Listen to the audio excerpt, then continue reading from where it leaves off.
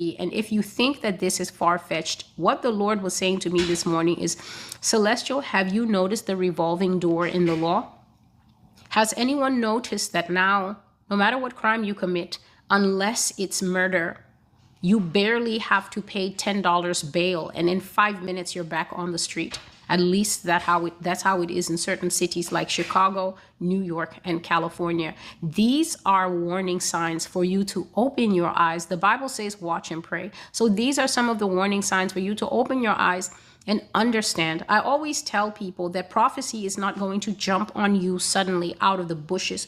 Prophecy is something that is being prepared and it comes to fruition. So when people come here and say, how many of your prophecies are fulfilled? I'm silent, because I know that it is a person who lacks understanding who will come to a channel where God is talking about slavery for the nation, tsunami for the nation, parts of California breaking off and sliding into the sea at this very diagonal angle. That's what I saw.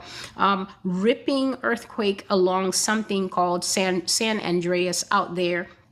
God has even spoken of the fact that the punishment of America will be so great that at certain points, the ground of this nation, when we really go into natural disaster points, natural disaster time of judgment, I've seen the ground of the nation open and red hot lava that is not like that slow lava in Hawaii. Red hot lava that is as agile and mobile as water comes racing out of that crack. It just bursts out the way a glass would fall, and that lava runs across the ground. And I saw it torching so many people suddenly. It looked exactly like the pictures you would see in Watchtower magazine. That is what I wrote. The way you just see hell looking like liquid lava and people screaming in that is exactly. And the name of that prophecy is Dead Man's Source. And God says, it is judgment upon this nation.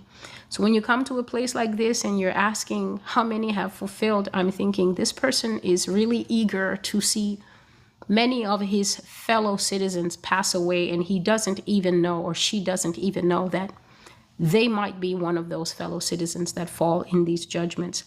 So Jeremiah 50 and 51, if I can give you any help, if I can bless you in any way, read Jeremiah 50 and 51 in the clearest translation that you can manage. If you're a King James guy, read it in King James. If the NIV is what makes it clear for you, just read it in a way that the English comes true. And even if you're outside of the country, you can read it and understand that the judgment that God will bring here will be a judgment that will be impossible for anyone to resist, and impossible for any person to use their mouth and say, it's not true.